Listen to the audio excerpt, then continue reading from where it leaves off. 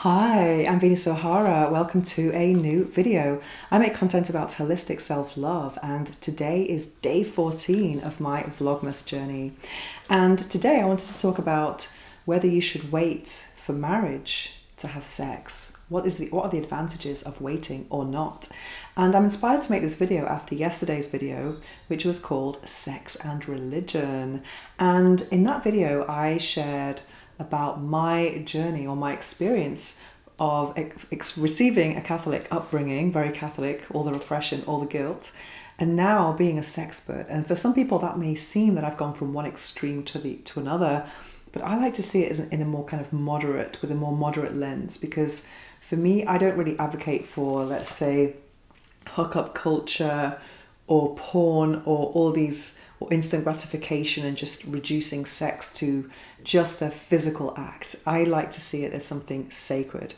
And yes, I want to share some of my perspectives on here, but this is not to judge or shame anyone, because I think sexuality is a very personal expression. It's about knowing what your expression of it is, how you enjoy your body and how you can enjoy connecting with another human being, preferably with someone you love, or maybe not, depends on what your beliefs are. Anyway, let's go into this. I've made some notes, probably very incomplete here, probably not going to be in too much order, but I wanted to make some notes nonetheless. So I think both paths, waiting or not waiting, have risk.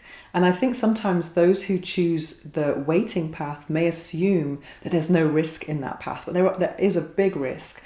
And one of the big risks of it is exploring or discovering after your wedding night that you don't have sexual compatibility. And sexual compatibility is a big part of intimacy and relational satisfaction. But also, we must say that even if you do have sexual compatibility at the beginning of your relationship, there's no guarantee that you're going to have that in 5-10 years down the line. Things can always evolve.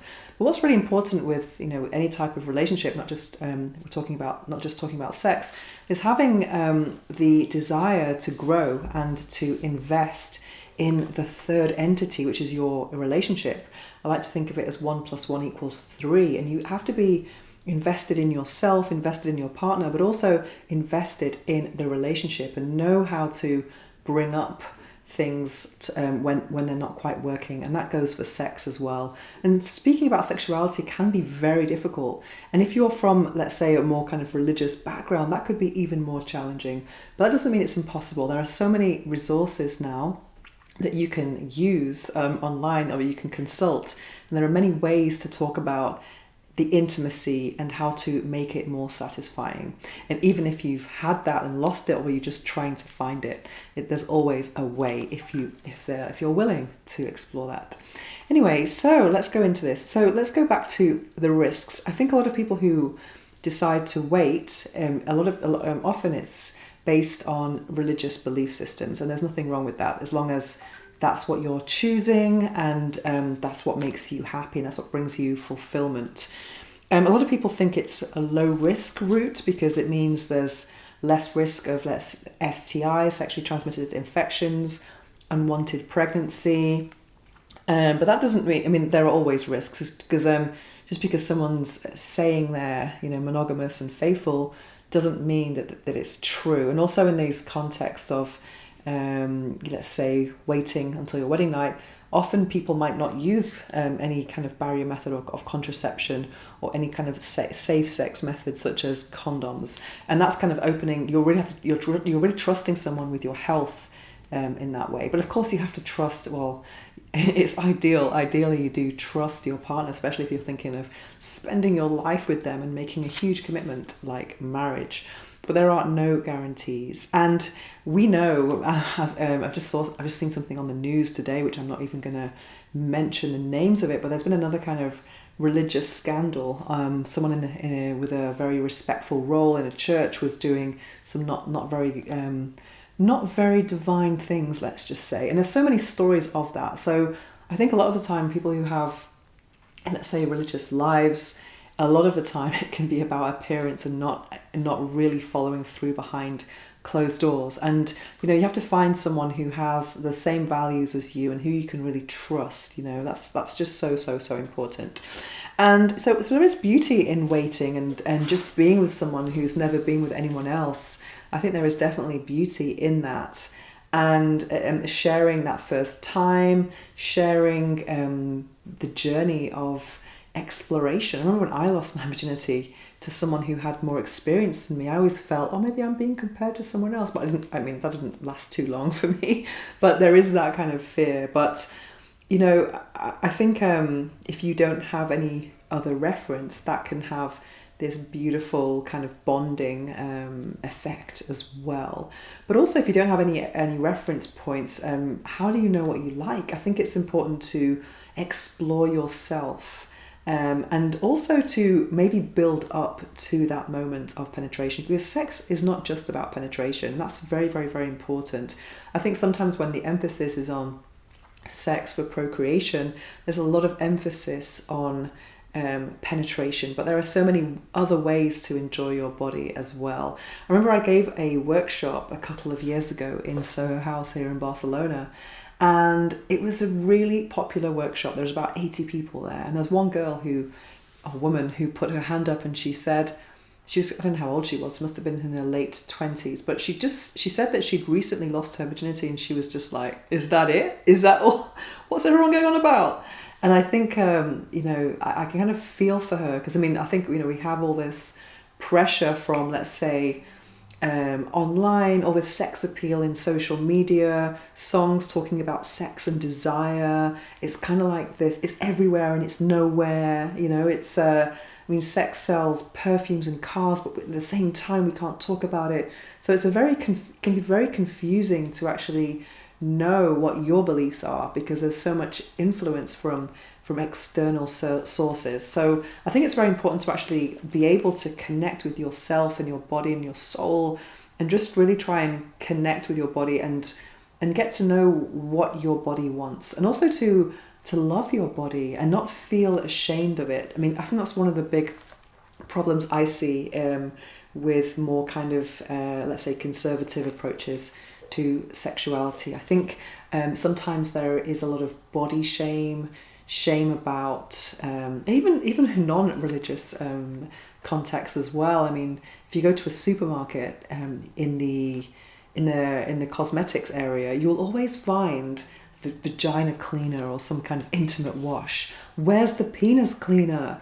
And all these products like panty liners, because God forbid if you get your vaginal fluids on your underwear. There's all this programming and messaging to women that starts really young, that's really sending this message of shame. And I think I've met so many women who are unable to just relax in their bodies and just receive some really good cunnilingus. And even I've also met men who really want to go down on their partner, but their partner's just full of shame and they can't really, be open and receptive to that gift of cunnilingus. If you should never do something you don't want to do, but I think it's a pity. And I think also that shame is amplified in more conservative and religious settings, unfortunately.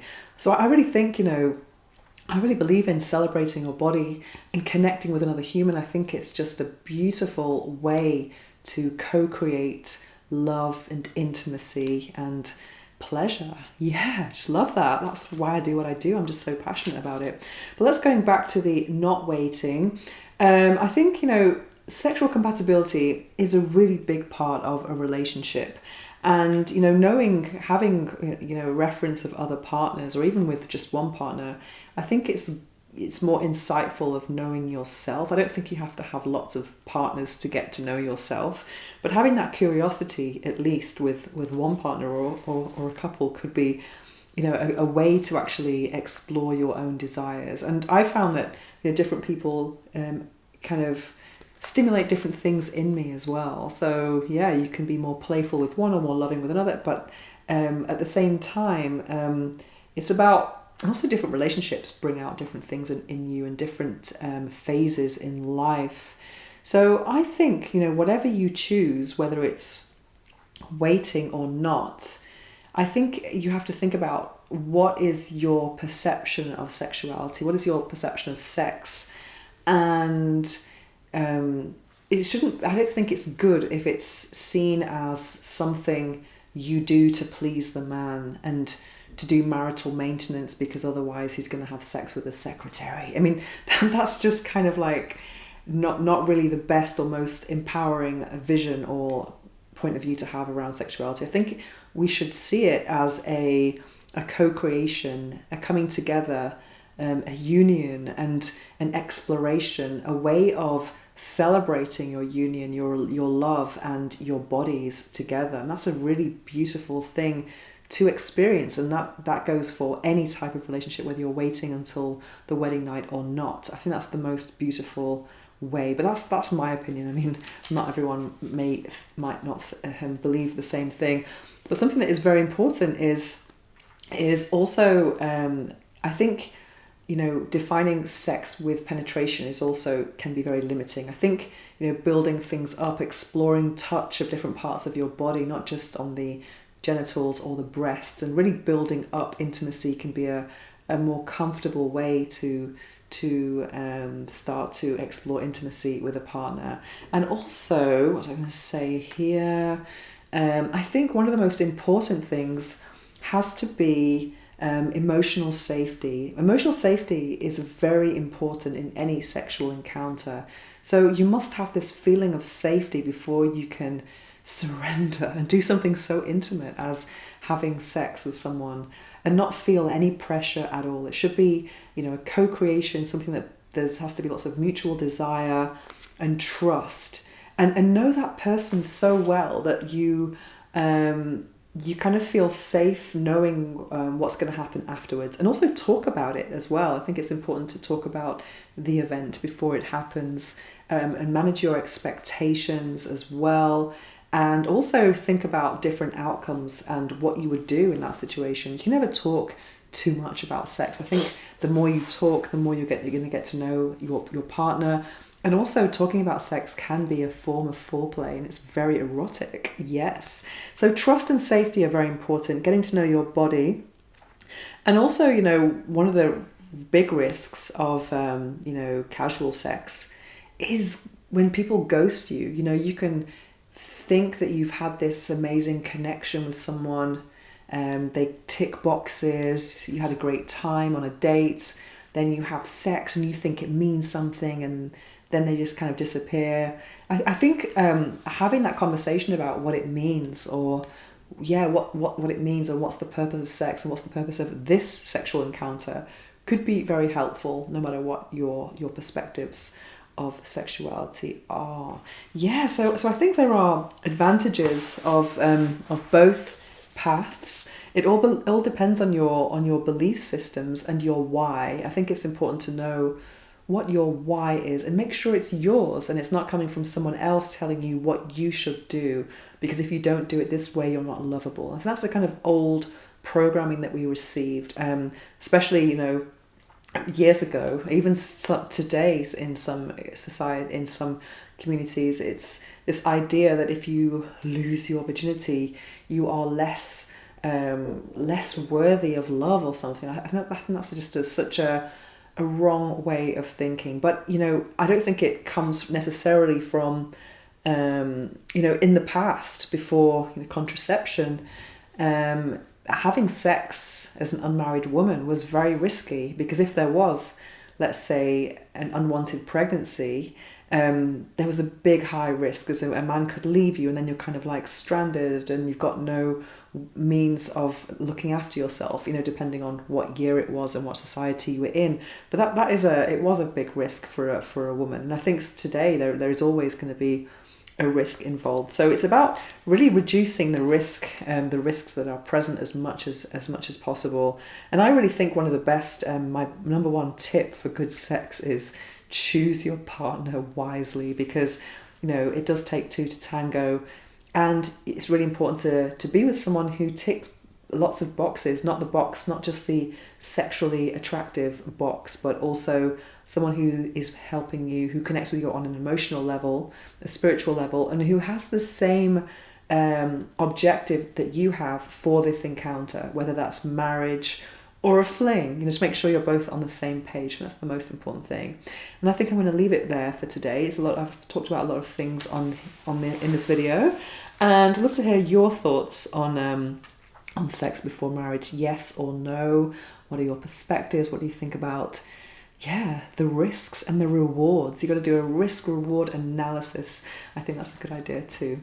Anyway, that's it for today. And if you want to check out my my links in the description below, there's a link to my new book, Orgasmic Manifestation. There's a link to my podcast, The Orgasmic Lifestyle, and the latest episode 143. We speak about growing up in religious environments as well, and that impact on sexuality. And what else do we talk about? What else have I got on my links? The ways to connect with me, my Substack, my meditations, and my social media. So that's it for today. Thank you for being here on my Vlogmas journey, and I'll be back tomorrow with some more videos. Mwah.